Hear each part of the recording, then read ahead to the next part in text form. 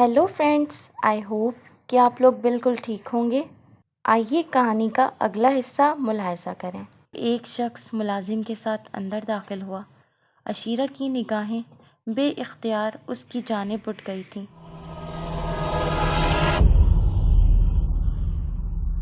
दूध जैसा रंग, सुनहरी बाल, गहरी नीली आंखें, दुबला पतला जिस्म, मामूली किस्म की पतलून और कमीज़ पहने हुए था। चेहरे से शराफत और वक़ार टपकता था। आने वाले ने अदब से सलाम किया और एक तरफ खड़ा हो गया। मुअज़्ज़म अली साहब ने सर से पाँव तक उसे घूरा और फिर गर्दन हिलाकर बोले, बैठो। वो, जनाब मेरा नाम शाहनम है। ठीक है बैठो। माफ़ी चाहता हूँ, ये गुस्ताखी होगी। आप मुझे मुलाजमत दें या ना दें वो अलग बात है, लेकिन मैं आपके सामने नहीं बैठ सकता। ओहो भाई, अच्छा चलो ठीक है। क्या नाम बताया तुमने? शाहनम। पढ़े लिखे हो कुछ? जी थोड़ा सा लिख पढ़ लेता हूँ। ड्राइविंग लाइसेंस मौजूद है? जी हाँ। उसने जेब से एक कागज़ निकालकर सामने रख दिया और मुअज़्ज़म अली कागज़ देखने लगे। ठीक। कितनी तनख्वाह लोगे शाहनम? उसके अलावा 2-3 बातें मैं तुम पर वाज़ेह कर देना चाहता हूँ। पहली बात तो ये कि तुम्हें यहीं कोठी में रहना होगा, ईमानदारी से अपना काम करोगे और किसी भी ज़ाती मसले में कभी मुदाखलत नहीं करोगे। जो कुछ तुमसे कहा जाएगा तुम पर फ़र्ज़ है कि वही सब कुछ करोगे। जी जनाब, मुझे मंजूर है। मैं भी सर छुपाने की जगह चाहता हूँ। तनख्वाह जो भी मिल जाए, मेरे अखराजात ज़्यादा नहीं हैं। ठीक है, यहाँ तुम्हें मुलाजिमों के क्वार्टरों में रहने की जगह मिल जाएगी। हम तुम्हें 5,000 रुपये माहवार देंगे। इसके अलावा खाना पीना जिसका जिक्र गैर मुनासिब है। जाहिर है हमारे साथ रहोगे तो कहीं और से तो नहीं खाओगे। लिबास वगैरह यानी वर्दी हमारी जिम्मेदारी होगी। बाकी अपने अहले खाना के लिए जो कपड़े वगैरह बनाओगे वो तुम्हारी अपनी जेब से होंगे। कौन कौन है तुम्हारे साथ? कोई नहीं जनाब, तन्हा हूँ। अच्छा ठीक है, मैं ज़्यादा गहराई में नहीं जाता, वरना तुमसे शनाख्ती कार्ड वगैरह तलब करता। लेकिन कोई बात नहीं, ना तुम्हें मेरी ज़ात से कभी नुकसान पहुँचेगा और ना मैं जानता हूँ कि तुम मुझे नुकसान पहुँचाने की कोशिश करोगे। जी जनाब, बहुत बेहतर। और कोई ऐसी बात जो तुम कहना चाहो? नहीं जनाब, आप मेरी ट्रायल ले लीजिए। तुम्हारा ड्राइविंग लाइसेंस बेशक बहुत पुराना नहीं है, लेकिन तुम मुझे काफ़ी एक्टिव मालूम होते हो, इसलिए मैं ट्राई वगैरह नहीं ले रहा। बस खुद ही एहतियात रखना। जाहिर है गवर्नमेंट ने तुम्हें लाइसेंस दिया है तो गाड़ी चलाना जानते ही होगे।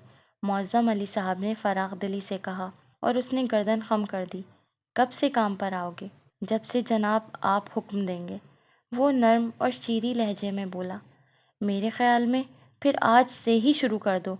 वो जो कहते हैं ना, कल करे सो आज कर और आज करे सो अब। मुअज़्ज़म अली साहब खफीफ सी मुस्कुराहट के साथ बोले, ठीक है जनाब, जो आपका हुक्म। उसने गर्दन खम करके जवाब दिया। मुअज़्ज़म अली साहब उसका जायज़ा ले रहे थे। उसने एक बार भी अशीरा की तरफ निगाहें उठाकर नहीं देखा था, लेकिन अशीरा जैसे पथरा गई थी। उसके दिल की दुनिया बुरी तरह डावाडोल हो गई थी। उस नौजवान के चेहरे में न जाने क्या बात थी कि उसके दिल में कसक सी पैदा हो गई। वो बहुत मासूम सिफत थी, ज़िंदगी की बहुत सी ज़रूरियात से नावाकिफ़ छोटी सी दुनिया थी उसकी, और वो इस दुनिया में मगन रही थी। इधर उधर के बारे में उसने कभी कुछ जानने की कोशिश नहीं की थी, लेकिन इस नौजवान को देखकर न जाने उसके हाथों में क्यों ऐंठन सी पैदा हो गई थी। मुअज़्ज़म अली साहब ने मुलाजिम को बुलाकर कहा कि ड्राइवर वाला क्वार्टर इस लड़के को दे दिया जाए और उसकी तमाम ज़रूरियात का ख्याल रखा जाए। खानसामों को हिदायत कर दो, वक्त पर खाना और दूसरी तमाम चीज़ें उसे बग़ैर मांगे दी जाएं। ठीक है शानम, तुम जाओ। नौजवान ने गर्दन खम की और इसी पुरवकार अंदाज में चलता हुआ मुलाजिम के साथ दरवाजे से बाहर निकल गया। एक अजीब सा वक़ार, एक अजीब सी तमकनत थी उसके अंदर, जिसे मुअज़्ज़म अली साहब महसूस कर रहे थे। वो ख़ुद भी ज़रा मुख्तलिफ़ मिजाज के इंसान थे, बहुत ज़्यादा गहराइयों में नहीं जाते थे। अभी नौजवान बाहर गया ही था कि ताहिरा बेगम आंधी तूफ़ान की तरह अंदर दाखिल हुई और अशीरा की तरफ रुख करके बोली, अशीरा तुम जाओ, मुझे बात करनी है। अशीरा जल्दी से अपनी जगह से उठ गई। ताहिरा बेगम के सामने मुअज़्ज़म अली साहब के साथ सोफ़े पर बैठना ही बड़ी बात थी। لیکن خود انہوں نے اسے اپنے پاس بٹھایا تھا، ورنہ وہ یہ جرأت کہاں سے کر سکتی تھی؟ اور وہ جانتی تھی کہ اب معظم علی صاحب کی خود بھی خیر نہیں ہے۔ طاہرہ بیگم اس بات کا بھی ان سے حساب لیں گی۔ اس نے ایک بار پھر معظم صاحب کی طرف دیکھا اور ان کے چہرے پر کشمکش کے آثار پا کر وہاں سے اٹھ گئی۔ یوں بھی اس وقت اس کا چلے جانا ہی بہتر تھا۔ نہ جانے طبیعت کیسی ہو رہی تھی، نہ جانے بدن کی یہ کیفیت کیوں ہوئی تھی، نہ جانے دل اس سے کیا کہہ رہا تھا۔ ایک عجیب سی کہانی، ایک عجیب سا احساس۔ وہ باہر نکلی اور اس نے دور سے اسے جاتے ہوئے دیکھا۔ ایک معمولی سا ڈرائیور، لیکن کیا وہ واقعی ایک معمولی شخصیت ہے؟ عشیرہ کا دل تسلیم نہیں کر رہا تھا۔ اسے یوں لگ رہا تھا جیسے وہ کسی بہت ہی اچھے گھرانے کا چشم و چراغ ہو۔ نہ جانے کیوں اس کا دل اسے ڈرائیور تسلیم کرنے کو نہیں چاہ رہا تھا۔ ایسی حسین صورت والا ایک عام ڈرائیور نہیں ہو سکتا۔ کیا ہو رہا ہے مجھے؟ کیسے دن گزر رہے ہیں یہ؟ انوکھی باتیں ہو رہی ہیں، ایسی باتیں جو میں نے کبھی خواب میں بھی نہیں سوچی۔ عشیرہ نے اپنے بارے میں سوچا اور سیدھے باورچی خانے کی طرف چل پڑی۔ ابھی وہ باورچی خانے میں داخل ہوئی تھی کہ ایک بار پھر حیرت کا ایک جھٹکا اسے لگا۔ چولہوں پر دیگچیاں چڑھی ہوئی تھیں، کھانا تقریباً تیار تھا، ان سے خوشبوئیں اٹھ رہی تھیں، حالانکہ ابھی صرف 11:15 بجے تھے۔ اس نے تمام ہانڈیاں کھول کر دیکھیں، ایک سے ایک شاندار کھانا، جس سے ایسی خوشبو اٹھ رہی تھی کہ آج تک کبھی محسوس نہیں کی گئی تھی۔ ابھی تک وہ جن حالات سے گزری تھی اس کی وجہ سے ناشتہ کرنا بھی بھول گئی تھی۔ اسے احساس ہوا کہ اسے بھوک لگ رہی ہے۔ وہ بچے کچے ناشتے کی طرف بڑھ گئی۔ روز کا معمول تھا، کوئی نئی بات نہیں تھی۔ ان لوگوں کے سامنے سے ناشتہ واپس آتا تو عشیرہ کو کھانے کو ملتا۔ اس سے پہلے اس کی مجال نہیں تھی کہ ناشتہ اپنے لیے نکال لیتی۔ اس نے ڈھکی ہوئی پلیٹیں کھولیں اور ایک بار پھر اس کے حلق سے ایک گہری سانس نکل گئی۔ ناشتہ بالکل تازہ اور گرم تھا، جبکہ اب تک اسے خراب ہو جانا چاہیے تھا۔ وہی بات جو آج کل ہو رہی تھی، نہ جانے کیا کیا ہو رہا تھا یہاں۔ کبھی کبھی تو ایسا لگتا ہے جیسے وہ ایک بہت ہی طویل خواب دیکھ رہی ہے، ورنہ ایسا سب کچھ تو ممکن نہیں ہوتا۔ بہرحال بھوک لگ رہی تھی، اس لیے ناشتہ شروع کر دیا، اور اب بھی اسے حیران ہونا پڑا کیونکہ اس سے پہلے اتنا لذیذ ناشتہ نہیں کیا تھا۔ یا اللہ، کس قدر عنایتیں کر رہے ہو تم مجھ پر! کیا ہو رہا ہے یہ سب کچھ؟ میں اس قدر عنایتیں کیسے برداشت کر سکوں گی؟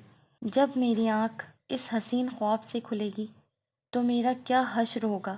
یہ خواب ہے یا نہیں؟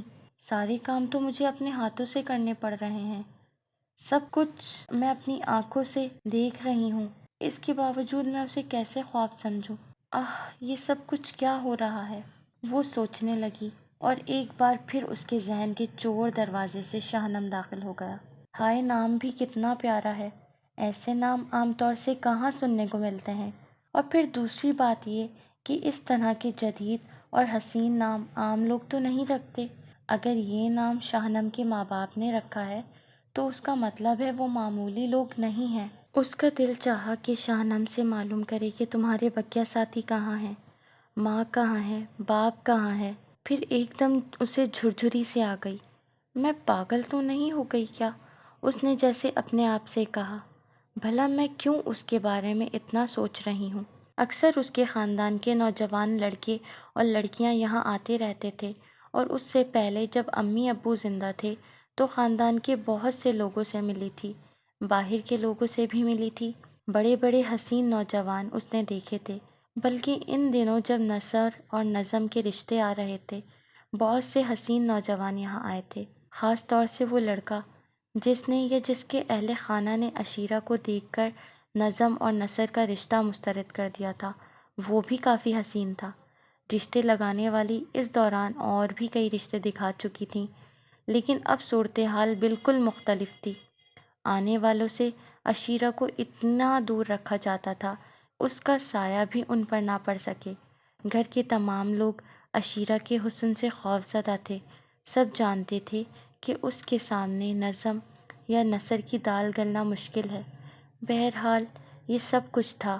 کئی لڑکوں کی وجاہت عشیرہ کو بھی پسند آئی تھی، لیکن اپنے لیے نہیں، نظم یا نثر کے لیے۔ خود اس کے دل میں آج تک کسی طرح کی کوئی تحریک نہیں پیدا ہوئی تھی، لیکن شاہنم، اس کی نیلی آنکھیں کتنی پرکشش ہیں، نہ جانے بیچارہ کن حالات کا شکار ہے۔ اچانک ہی وہ چونک پڑی۔ پتہ نہیں شاہنم نے ناشتہ کیا بھی ہے یا نہیں۔ اس احمقانہ سوچ پر وہ خود ہی شرما گئی۔ بھلا میرا اس سے کیا رشتہ ہے جو اس کے بارے میں اس طرح سوچوں؟ گھر کا ڈرائیور ہے، گھر میں تو اور بھی بہت سے ملازم ہیں۔ یا اللہ مجھے سنبھال، مجھے کیا ہو رہا ہے؟ اس قسم کی بے وقوفی تو میں نے پہلے کبھی نہیں کی۔ پھر اس نے اپنے ذہن کو دوسری طرف منتقل کرنے کی کوشش کی اور بمشکل تمام شاہنم کے خیال کو ذہن سے نکالنے کی کوشش کرنے لگی۔ دوپہر کے کھانے کے بعد سب لوگ اپنے اپنے کمروں میں جا گھسے۔ گھر کی فضا خراب تھی۔ معظم علی صاحب بھی آفس نہیں گئے تھے۔ طاہرہ بیگم سے ان کی کافی کھٹ پٹ ہوئی تھی، جس کا اندازہ اس بات سے ہوتا تھا کہ کھانے سب نے اپنے اپنے کمرے میں کھائے تھے اور پھر دروازے بند کر کے لیٹ گئے تھے۔ وہ بھی تمام معمولات سے فراغت حاصل کرنے کے بعد اپنے کمرے کی جانب چل پڑی۔ دوپہر معمول کے مطابق گرم ہو چکی تھی اور باہر وہی گرمی پڑ رہی تھی۔ وہ اپنی مسہری پہ پاؤں لٹکا کر بیٹھ گئی اور اس نے ایک دیوار پر نگاہیں جما دیں۔ پھر اچانک ہی اس کی نگاہ وہاں سے ہٹ کر اس جگہ پہنچ گئی جہاں وہ پتھر رکھا ہوا تھا۔ اس وقت بالکل اتفاقیہ طور پر اس نے اس پتھر کے بارے میں سوچا تھا، حالانکہ یہ سوچنے کی کوئی خاص وجہ نہیں تھی۔ وہ بے اختیار اپنی جگہ سے اٹھ گئی اور اس نے بڑی چاہت سے اس پتھر کو اٹھایا اور بغور دیکھنے لگی۔ کیسا پیارا پتھر ہے! میں اس کا کیا کروں؟ اگر میں تایا ابو سے کہوں کہ یہ پتھر مجھے ایک لاکٹ میں لگا کر دیں تو کیا وہ حیران نہیں ہوں گے اور پوچھیں گے نہیں کہ یہ پتھر میرے پاس کہاں سے آیا؟ دل تو یہی چاہ رہا تھا کہ وہ پتھر کسی لاکٹ میں جڑوا کر گلے میں ڈال لے اور ہر وقت پہنے رہے، لیکن یہ کسی بھی طور ممکن نہیں تھا۔ اگر اسے پہنتی تو گھر والے اس کی بوٹیاں نوچ ڈالتے اور پھر اس سے سوالات بھی کیے جاتے کہ آخر یہ پتھر یا لاکٹ آیا کہاں سے۔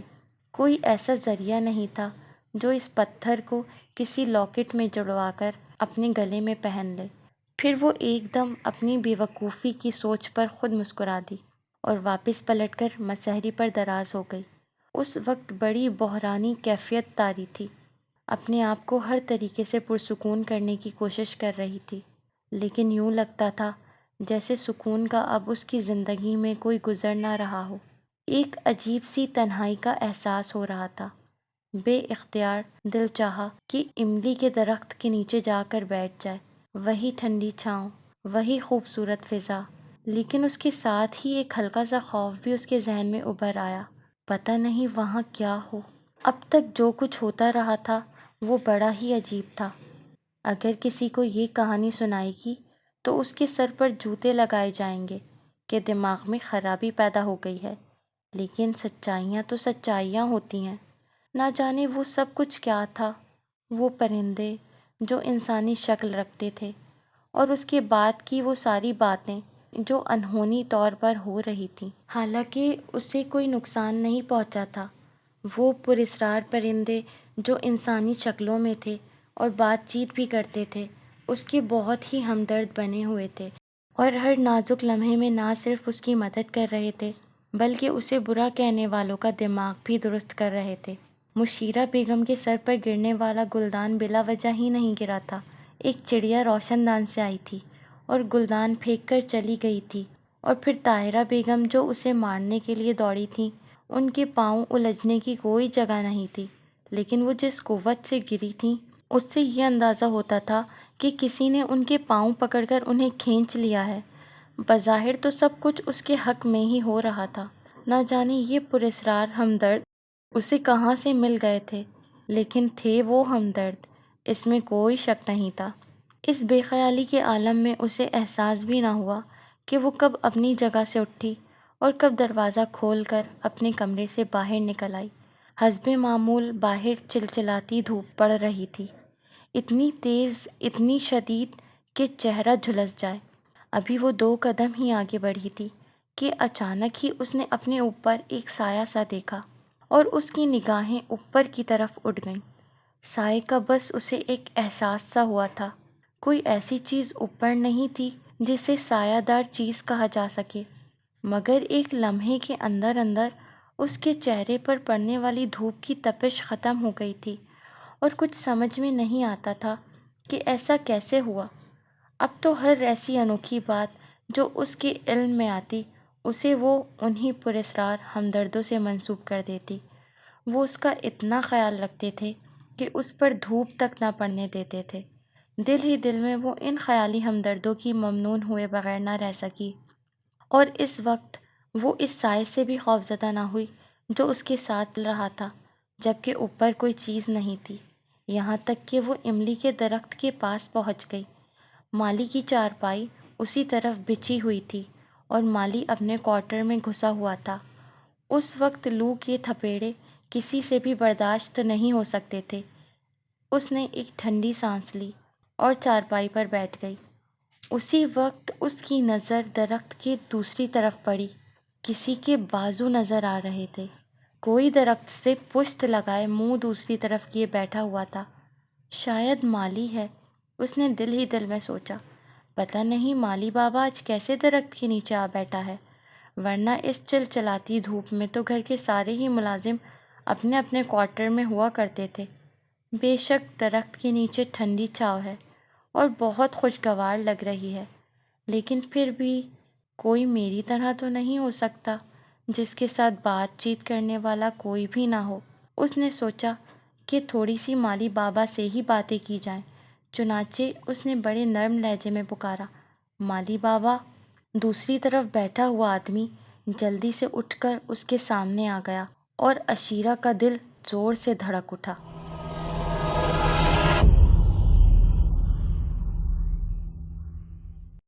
ناول کا بقیہ حصہ اگلی قسط میں ملاحظہ کریں۔